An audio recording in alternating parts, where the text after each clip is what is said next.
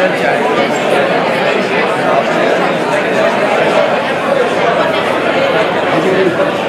start taking their seats, please. Start filling empty seats. Plenty of people standing at the back, but there are free seats if people want.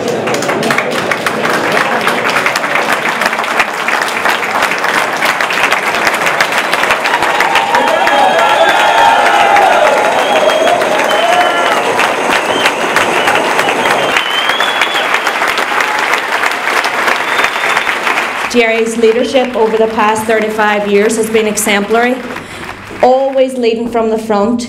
He's someone who I certainly have been inspired throughout my entire life, so I'm hugely honoured and privileged to invite Gerry Adams forward now for his speech. Thank you.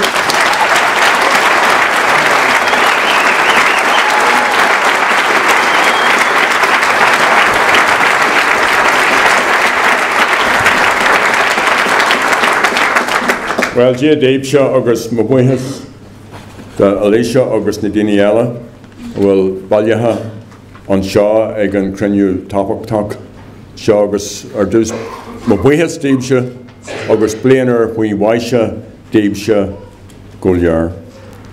This Cougar AGM comes at a very important point in the development and the evolution of Sinn Féin. In November, I told the RDS that I was stepping down as Uachtaráin Sinn Féin. And I want to thank all those comrades, including many of you in this room, who have worked with me during my 35 years in that position. And I value your friendship, your advice, and your activism. If I've offended anybody in the course of that time, or indeed if I offend anybody between now and the RDS, I want to apologise in advance. I believe we can be very proud of our successes, and my decision to step down is part of Sinn Féin's 10-year plan for the regeneration and renewal of the party. It's also part of the outworking of conversations Martin McGuinness, and we miss Martin McGuinness, and I certainly miss Martin McGuinness every single day. Part of the conversations that he and I had almost 2 years ago to manage the necessary generational change within the party leadership. And this is essential. We have to regenerate, we have to reinvent ourselves, we have to reimagine and build if we're to grow electorally and organisationally, if we're to foster reconciliation between the people of this island and with our nearest offshore neighbour, and to achieve our historic goal of ending partition and reuniting our divided island. So all of these are enormous challenges. However, they're not insurmountable. I believe that Sinn Féin can meet these challenges. I believe that we can achieve our objectives. However, a united Ireland will not happen by chance or through luck. Ted, who's in a bit of a midlife crisis at the moment, says nothing is inevitable in life except death. Shows you the mood he's in. So to achieve an end to the union, we need to have a party that's fit for purpose. We need to have a plan. We need to have a party that's ideologically committed to fairness and equality and the other core values at the heart of our republicanism. We need a party that thinks and acts strategically, a campaigning party that promotes the welfare of citizens and the rights of citizens, that builds alliances with others of like mind on issues of common interest, and which produces cost-effective policy positions that can make a real difference in the lives of people. And we have to plan and plan and plan again to deliver. And we have to be active. Doing nothing is not an option. Sinn Féin needs a leadership at local and regional level and nationally that is focused on the future, that engages with party activists and works with them to advance our plan. So I want to thank and commend the Cúige's outgoing officer board. Sinn Féin is stronger today than at any time since partition.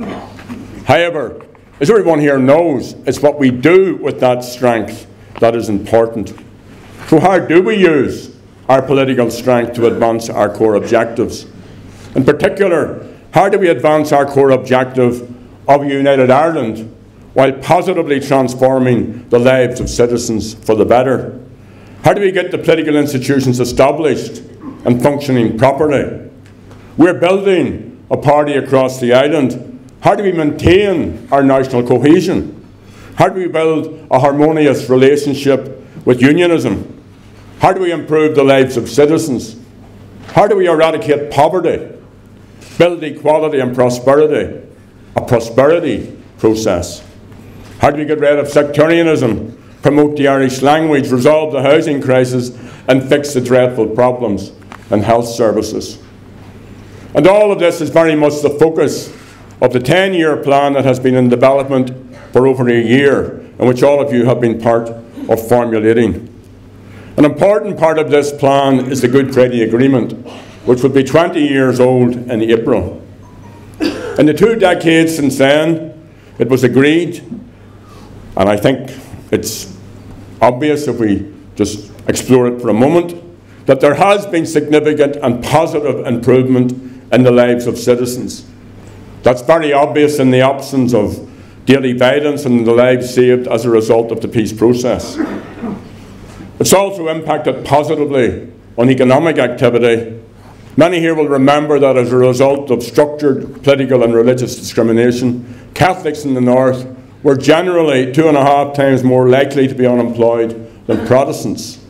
The Labour Force Survey Religion Report for 2015, which was updated last January, provides evidence of how much our efforts and the efforts of others have begun to reverse this injustice. Among the other challenges facing us in the time ahead is the restoration of the political institutions. Michelle will update you on the work of the negotiating team and the work plan for the Cúige. I just want to note my concerns that politics in this state are very polarised at this time and that the atmosphere is very toxic. In my view, this is not good for anyone except a small minority of bigots. Separate development and negative divisions are not good for our community. People deserve better. There will always be political tension between unionism and republicanism, and that's natural.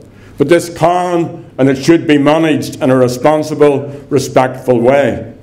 It's not in the interests of the vast majority of citizens that political parties should retreat to our trenches and hunker down comfortably in the certainty of our respective opposite positions.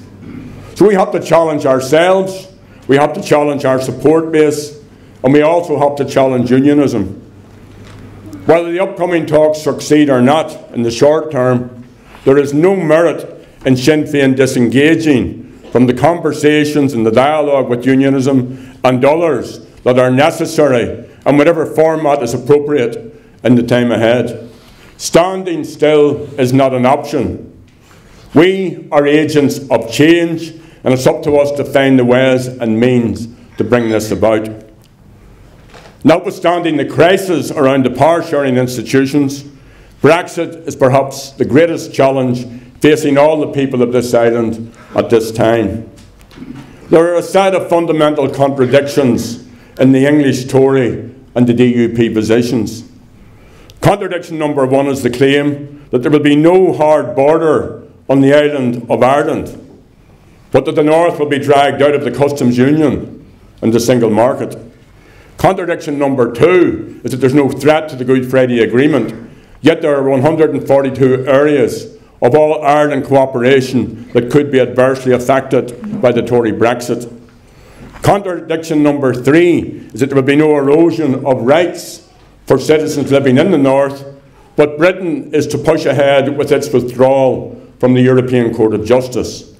And contradiction number four is that the people of the North voted to remain in the European Union, but that decision has been ignored by the British government, the DUP and others. Now, Sinn Féin flagged these contradictions up with the Irish government and advised that it needs to be very, very careful in its dealings with the British government.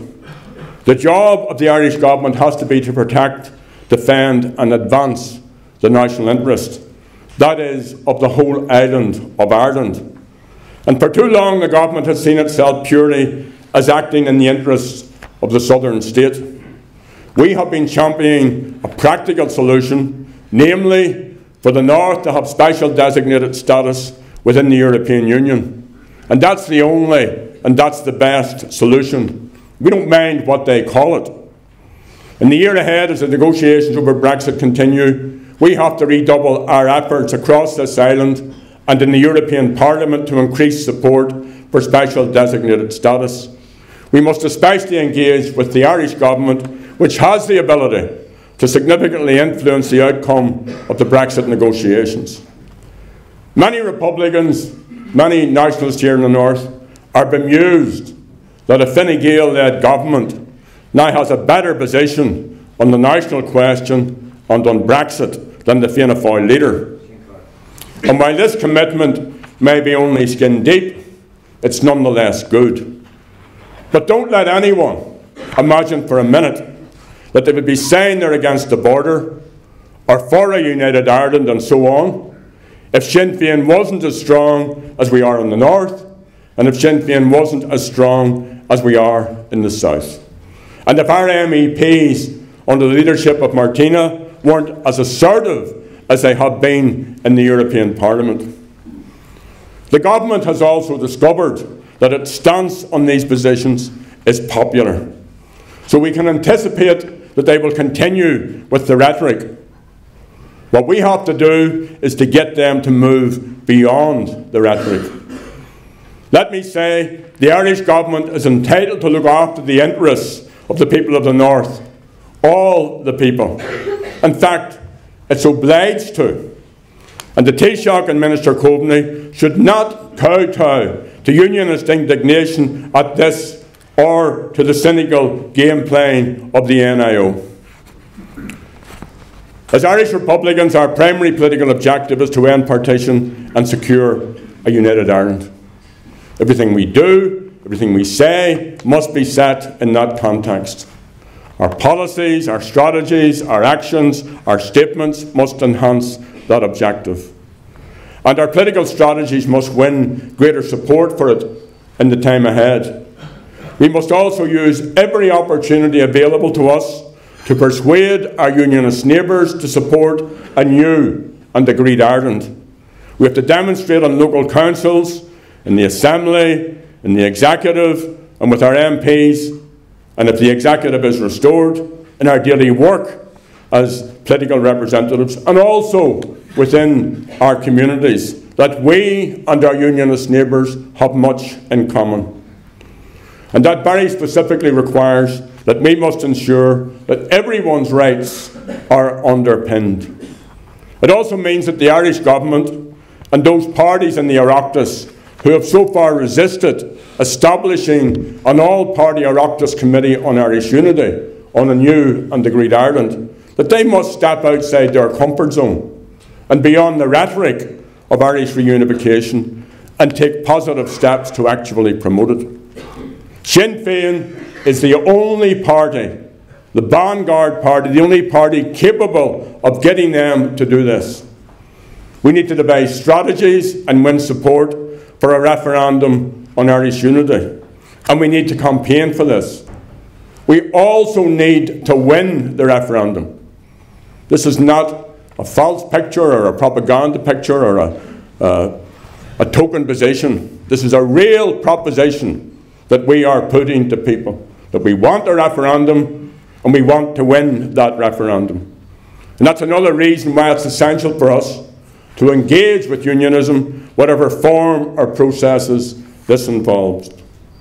The Ardèche in November took the very important decision of being prepared to go into government in the South on Republican terms after the next election if we get sufficient mandate. And that decision is about putting down a clear marker for the future. Sinn Féin wants to be in government north and south.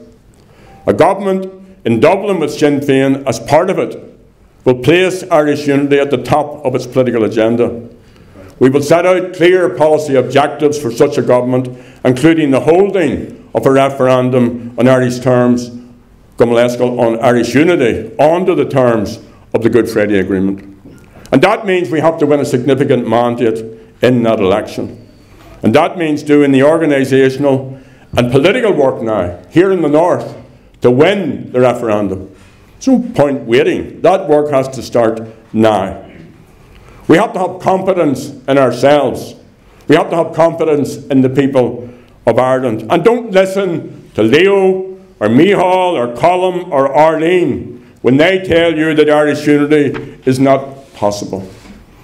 Don't believe the naysayers and the begrudgers in the independent media group and others of like mind who claim that a united Ireland is a pipe dream. It isn't. It's very real, it's very achievable, and we can achieve it. So it's for Sinn Féin, it's for this Cúige and others to keep a united Ireland on the political agenda, north and south. Finally, this, as Alicia has said, is ma óráid Geranach mar Uachtarán Sinn Féin Libse agus leis and Cúige. Nominations for the position of Uachtarán closed yesterday. So, if you didn't get a nomination, and I didn't, and if you wanted this job, you're too late. So, please welcome the President-elect of our party, Mary Lou MacDonald.